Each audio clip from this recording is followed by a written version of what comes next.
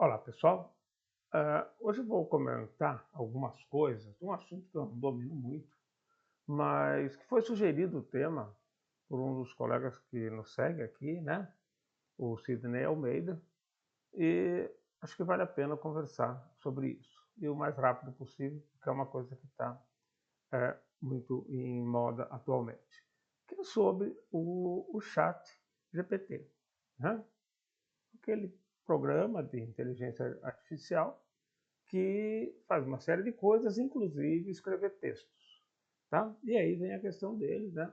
Comentar alguma coisa a respeito disso, pensando na redação científica, tá certo? Ele comenta dois artigos, ou um artigo ele comenta, mas teve dois artigos, né, falando sobre a questão da autoria, né? Um saiu na Science, outro saiu na Nature, e eles comentam, e os dois não aceitariam o chat GPT como coautor do trabalho. Tá? E por quê? Porque a coautoria ela envolve responsabilidade sobre o conteúdo. E o chat não pode ter essa responsabilidade sobre o conteúdo. Ou você responsabiliza quem criou o chat, o que também ficaria estranho, né? Porque vários trabalhos, se forem usar o chat, ou seja, como é que aquela equipe vai poder se responsabilizar por conteúdo do trabalho, por conclusões elaboradas, por uma série de coisas. Tá? Então, fica muito difícil. Mas eles poderiam se responsabilizar só pela escrita. Sim, mas a escrita, provavelmente, então, não vai ter jeito, porque não vai resistir a uma boa análise de linguística. Não é? É, eu vou fazer alguns comentários, tá, com vocês. Veja, eu não conheço muito internet, não conheço muito computação, né, quanto mais programação. Eu parei lá atrás no Basic, que eu fazia, né? E, e também eu não conheço inteligência artificial. Eu sei algumas coisinhas que a gente vai vendo por aí, conversando com as pessoas, aprendendo, né? Mas não é a minha praia, então eu quero fazer todas essas ressalvas. Porém, eu não vou trazer uma opinião puramente vazia, eu vou tentar focar naquilo que eu acho que eu posso falar com alguma propriedade, certo? Vamos analisar. Eu não vou nem discutir se o chat GPT é a melhor coisa que tem no mundo hoje, se ele já faz coisas brilhantes. Eu vou imaginar o seguinte: seja ele, ou sejam versões ou outras possibilidades posteriores, nós poderemos chegar num software que escreva muito bem um texto científico. Tá? Isso eu acredito que aconteça não agora, acho que ainda está longe de chegar nisso. Porque toda vez que a escrita se basear no que já foi escrito, né, e se basear principalmente por coisas mais frequentes, então aí é pior. Né? Então, isso vai fazer com que o texto fique mediano. Lembre-se que a excelência está sempre em minoria e destacada do meio. Tá? Tanto a excelência quanto a pior coisa. A pior coisa também está destacada do meio e é sempre minoria. Não é? Então, é óbvio que esse recurso de comparar aqui e ali é diferente. Outra coisa é você estar dentro da pesquisa, entender as ideias que estão por ali, não é? E dessas ideias você vai construir um discurso, que é um ato criativo, de certa forma. Lógico, você está preso a certas lógicas da ciência, mas a forma de apresentar é muito criativa. As revistas que colocam o cientista numa camisa de força são geralmente revistas fracas. As melhores revistas, elas recebem os melhores cientistas e, obviamente, elas dão espaço para eles escreverem. Escreva o seu texto. E eles podem criar em cima disso, porém, eles sabem muito bem o que dá para dizer e o que não pode ser dito. Tá? Revistas fracas recebem, né, artigos de autores, né, que são fracos também, muitas vezes, e com isso, se não puser as rédeas bem curtas, não vai sair nada, vai sair muita coisa estranha. Né? Então, tem isso que a gente tem que considerar. Então, veja o seguinte, imagine um software, né, um chat GPT que consiga fazer textos excelentes. Bom, onde fica o cientista nessa? Óbvio que na literatura, tá? E inclua o ChatGPT ou não, sempre há um jeito de você pensar uma coisa diferente e tornar aquilo mais agradável.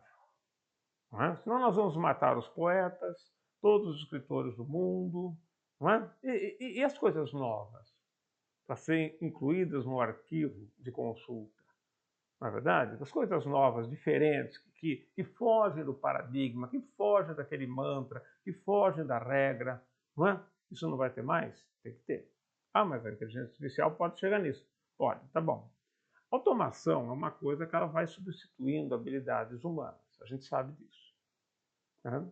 Isso não deixa de ser uma automação que pode substituir grande parte da atividade da escrita, sem dúvida.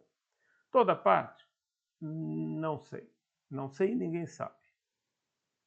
Não sei e ninguém sabe. Uma coisa é acreditar, outra coisa é saber. Não é? O que a gente espera é que a escrita fique boa, certo? A ponto de ser lida, ser entendida, às vezes até suficiente, dá para, né, discutir aquilo, ok? Tá, e os autores? Bom, o que vai acontecer? Pessoas que não sabem escrever vão estar conseguindo mandar textos fantásticos. Só que a redação científica ela tem uma coisa. O indivíduo que não sabe escrever um artigo não é um analfabeto. Ele pode até escrever poesias maravilhosas, ele pode escrever livros de ficção maravilhosos, ele pode escrever outras coisas maravilhosas, ofícios maravilhosos. Mas o erro na redação científica é porque ele não entendeu a lógica interna do trabalho dele. Tem uma mistura de ciência que vem aí dentro filosofia e metodologia científica, com preceitos de comunicação e com conhecimento da prática e a experiência da prática em ciência em bom nível internacional. Tá? Essas questões, quando elas são equacionadas pelo cientista, elas fazem a diferença. E o cientista que não sabe fazer isso, ele não consegue escrever um texto, ele comete incoerências, isso, aquilo, não sabe fundamentar direito. Não estou nem dizendo de conteúdo específico, ele pode ser bom de conteúdo específico, mas ele não conhece o ambiente de ciência suficientemente para saber fazer um texto com leveza, um texto forte ao mesmo tempo, não é? E claro e agradável para o leitor. Bom, vejamos o seguinte. O ChatGPT, seja ele ou seus sinônimos, né, e que virão ainda, ele pode fazer muita coisa legal, tá? Vamos imaginar que ele não consiga ultrapassar a capacidade humana. Mesmo que ele não consiga, ele derrubou um monte de gente. Um monte de gente foi derrubada, certo? Não tenha dúvida disso. Porque, para a maioria, os textos são muito ruins, né? Agora, isso vai fazer, então, que uma maioria de pessoas comece a apresentar textos excelentes. E a pergunta que fica é: o quão verdadeiro é esse texto? O quão adequado à ciência é esse texto? Será que a questão ética, a questão moral envolvida está sendo preservada? Se o cientista que é o cientista já faz de tudo para corroborar a sua hipótese, o que é um erro ético e um erro filosófico, imagina um site desse, né? Um software desse, que consegue fazer isso. Tá? Não sei como seria, mas é uma questão a se pensar. Tá? Então eu acho que bons cientistas vão sempre escrever suas coisas. Não tenha dúvida disso. Quem não sabe, vai ter uma máquina que traz e fica legal. Tá? Se isso levar a uma análise mais profunda sobre a qualidade intrínseca da ciência dentro de cada paper, isso vai ser um ganho para a ciência. Olha, todos os papers chegam no mínimo bons, olha que legal. Então vamos olhar mais para a ciência. Vamos olhar mais para a ciência que está lá dentro. Aquela ciência que muitas vezes a maioria não faz, né? se perde na pesquisa, faz pesquisinha, publica o resultado da pesquisinha e não sabe transformar aquilo em ciência de bom nível, não é? Quando isso é possível, tá? Então, esse é um lado a se comentar. Um outro lado a se comentar é com relação à autoria, que eu comecei falando disso, não é? É evidente que o chat e nem os donos do chat podem ser coautores do trabalho, ok? Isso traria 1000 problemas, né? E mesmo a programação, imaginar que num certo artigo que recebeu um processo judicial, então o chat GPT vai estar processado judicialmente junto e é corresponsável e vai ter que indenizar caso perca uma causa, não é? Então você pensa, puxa vida, afinal de contas estão misturando escrita com autoria. A autoria, ela envolve a escrita, tá? Mas ela é fundamentalmente a criação do discurso científico. É aquele olhar que o cientista deposita ali, a experiência longa que ele tem para trabalhar com aquilo. É muito mais do que o olhar à literatura.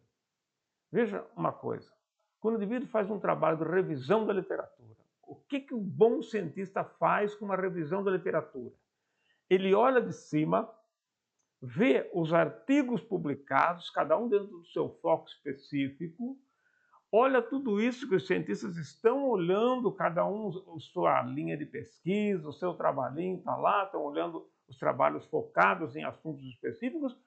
Quem faz a revisão olha de cima e vê coisas e conclui coisas que nenhum outro cientista que publicou aqueles trabalhos conseguiu enxergar.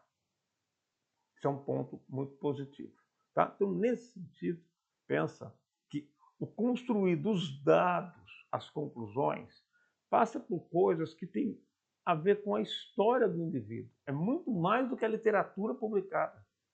É muito mais, né? E são coisas que levam ele a pensar uma alternativa. Não são alternativas previsíveis. Muitas delas são. Mas aquelas que fazem a diferença mesmo, não são. Por isso que há trabalhos que o indivíduo fala, nossa, que interessante, não tinha pensado nisso, ninguém pensou nisso e alguém pensou. Que é o ato criativo, mas no seu melhor nível. Tá? O chat GPT pode fazer isso. E se ele fizer isso, ele vai virar um cientista? Não, ele vai virar uma ferramenta. Tá? Antigamente nós fazíamos as contas com papel e lápis e caneta. Hoje o computador faz um monte de coisa para a gente. Ele pega os dados, ele dá resultados estatísticos, ele conclui as coisas para a gente do ponto de vista mais restrito. Mas as grandes conexões ainda estão longe. Ainda estão longe. Eu não quero duvidar do chat GPT e de outros similares, porque eu não tenho essa competência, essa capacidade, mas eu quero deixar claro uma coisa, né? Autoria é para quem cria a ideia científica, tá? Se algum cientista usar o chat para criar isso, pode ter certeza, né? Quem trouxe as informações, quem fez aquilo, tá? Quem criou as conclusões pode ter sido o chat GPT, mas quem viu que aquilo valia a pena foi o cientista. Ok? Senão o cara trabalha teria praticamente 1 ou 2 autores, não teriam tantos autores. Lógico que tem mais autores do que precisa, mas também não precisa ser só 1 ou 2. Não é? Então, esse é um outro ponto, né, que a gente tem que pensar sobre o chat GPT. Né? Não acredito que ele entre em questões de autoria e acho que quem criou também não está preocupado com isso, provavelmente. Acho que isso é coisas que as pessoas levantam, né? Mas, enfim, uma coisa importante, a Nature e a Science não iriam comentar isso à toa, certo? Então, veja, o fato de pessoas que hoje não conseguem publicar o seu trabalho, né, poderem publicar com a ajuda do chat, é bom, é um lado positivo, não é? Como eu falei lá atrás, precisamos ver a verdade que há nisso, não é? Nós temos que saber, será que essa cabeça de inteligência artificial não está trocando alhos por bugalhos, não está querendo responder do jeito que ela pode responder coisas para que a gente se sinta bem? Será que ela não pode também responder coisas que o cientista quer ouvir? E aí, como veio da máquina, o cientista acredita? Será que não pode acontecer isso? São questões que devem ficar em aberto, né? E que serão trabalhadas certamente ao longo do tempo. Agora, para a educação, eu já comentei num outro vídeo recente que eu coloquei aqui, e onde eu falei da questão da educação, a internet sobre a educação, né? Formação das pessoas e tal. Então, eu acho que hoje nós temos que mudar o foco das avaliações. No caso do artigo científico, tá? Nós temos que perceber que o publicar não será mais o problema, o grande problema. O grande problema é a verdade que existe dentro de cada artigo. A qualidade dela, a força dela, não é? A abrangência dela, o interesse dela para a ciência como um todo e também para questões aplicadas. É isso que vai ficar, não é? Talvez isso faça com que ocorra uma diminuição no número de cientistas. Não porque é uma coisa chata, mas porque vai precisar de muita capacidade para se manter no ambiente. Porque muita gente é sucumbido muito rapidamente por algumas máquinas. Isso aconteceu em toda a evolução tecnológica que foi causando desemprego, a gente sabe disso, não é? Na parte mecânica é fácil a gente perceber, agora está entrando na parte intelectual, e esse é o desafio, mas chegou até aqui, nós temos que enfrentar esse desafio e ver como fica, né? Então, pegar um artigo, julgar porque ele está bem escrito hoje, não diz nada, se tiver essa ajuda do ChatGPT, não é? Porque ele não é o indivíduo. Então você não tem como saber se esse indivíduo realmente conhece o que ele fez ou não, mas você lê a argumentação. Ele aprovou, seja dele, não seja, não importa. É um conhecimento produzido. A comunidade científica julga esse conhecimento produzido. Ela é que vai julgar. Quando você publica, tem um vídeo aqui sobre isso. Quando você publica, tá? Você não publica porque vira verdade. Você publica para começar a ficar público e começar a receber críticas de outros cientistas. Os cientistas podem repetir seu estudo para ver se dá a mesma coisa.